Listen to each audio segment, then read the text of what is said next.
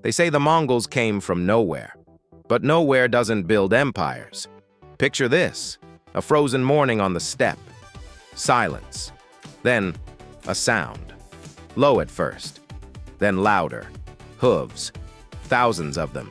A wave of riders explodes over the horizon. No banners, no shining armor, just speed. And one question that will haunt every king on earth. How did people who owned almost nothing take almost everything? Because that's what happened. A world built by farmers, cities, stone walls, overturned by people who slept in tents. Why them? Why then? And why didn't anyone see it coming? Hold that thought, because the answer starts in a place no one thinks about. A place with no gold, no forests, no stone, just grass, wind, and a sky that feels like it's crushing you. The steppe. Here, survival isn't guaranteed. Cold kills in hours. Heat blinds. If your animals die, you die. If you can't ride, you starve. If you can't fight, someone takes everything. Life here didn't just create tough people, it created predators. But here's the paradox. If the steppe was so brutal, why didn't it break them? Why did it forge conquerors instead? Because hardship does two things. It crushes you, or it turns you into something the world isn't ready for. And the settled world, China, Persia, the Rus, was not ready. But before the empire, there was chaos. Tribes tearing each other apart, stealing animals, burning camps, kidnapping women and children. Every clan had enemies on all sides, and they were usually right. In this bloodbath, one boy was just trying not to die. His name would become a legend whispered in terror. But at first, he had nothing. Temujin, a child when his father was poisoned, his family abandoned, starving, hunted by former allies. He grew up with hunger that burned like fire, and fire leaves scars. But here's the twist. How does a boy who can't feed his own family become the man who commands the most feared army in history? No prophecy, no royal blood, just will. A will forged by betrayal and frozen nights. He learned something the steppe teaches fast. Loyalty is rare, but once you earn it, it moves mountains. Fear wins battles, but trust wins wars. People follow strength, but they die for someone who sees them. The steppe had never seen a leader like that. Temujin rose through cunning, through alliances, through luck. But when luck ran out, he did something new.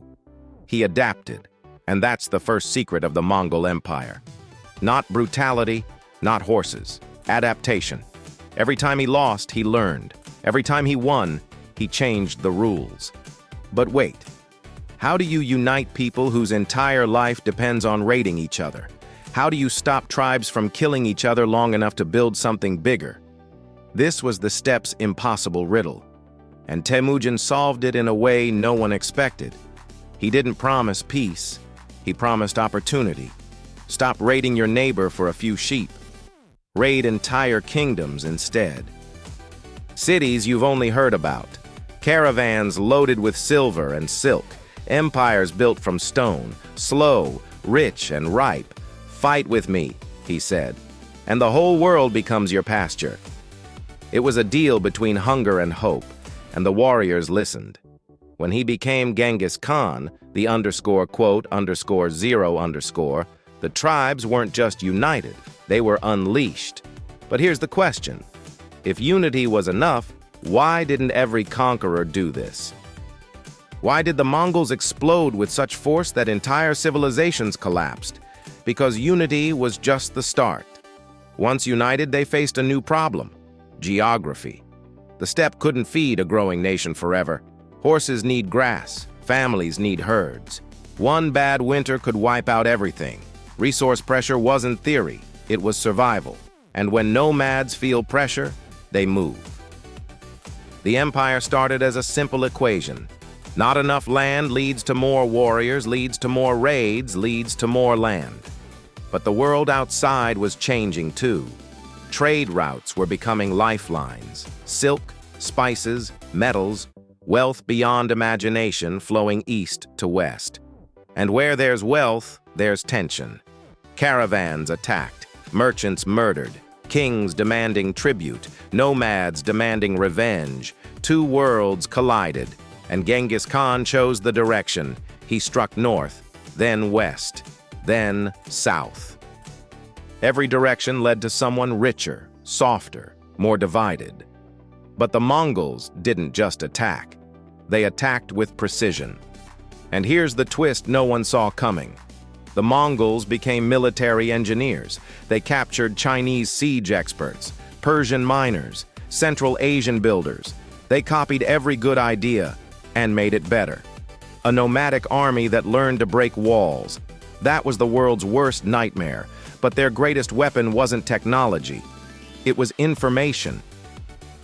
Riders carried messages across thousands of kilometers in days. Spies watched kings. Commanders changed tactics mid-battle.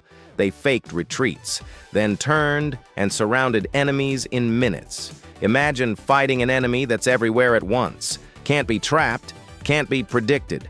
Never fights your battle, only theirs. That's what shattered empires. Cities fell one by one. Some surrendered instantly. They knew resistance meant death. Others fought. And their stories were burned into memory. But even here, something strange happens. The Mongols didn't kill for fun. Their violence had cold logic. Submit fast, live, resist, become a warning. Terror wasn't madness, it was strategy. But even conquerors hit limits, and the Mongols hit theirs fast. Managing cities isn't like herding animals. You have walls, markets, religions, laws, people with expectations, people who don't obey unless they're fed. So how does a society of herders manage a continent of farmers? They outsource.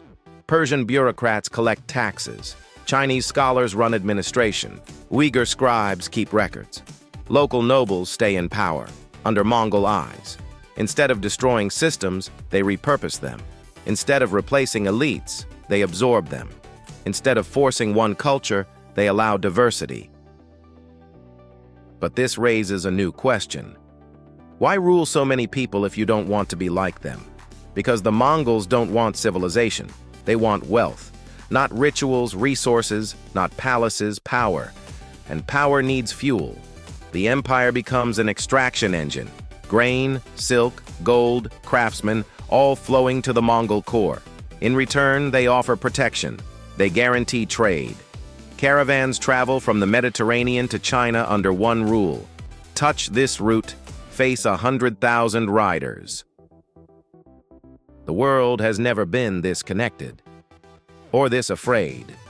But connection brings a twist no conqueror can predict. The roads the Mongols secured? They also carry disease. Plague moves faster than armies, faster than messengers. It tears through cities, villages, camps. No empire, no matter how vast, can outrun it. But even without plague, another problem is growing.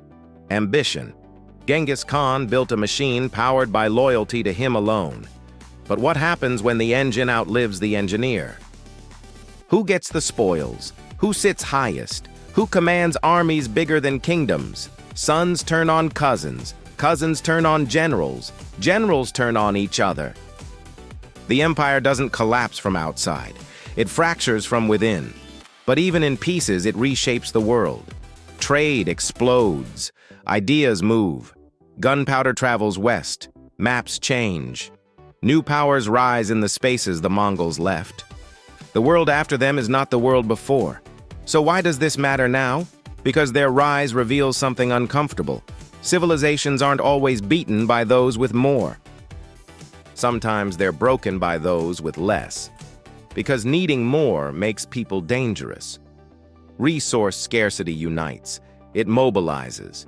It justifies anything.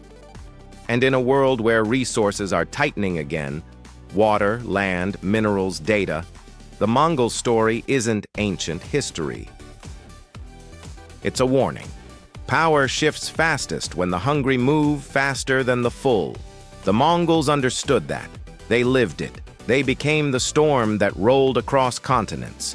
Not because they wanted to change the world, but because they refused to be crushed by theirs.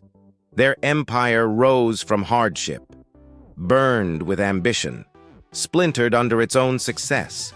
But its shadow still stretches across our maps, our roots, our conflicts. And maybe the real lesson is this: strength doesn't always come from abundance.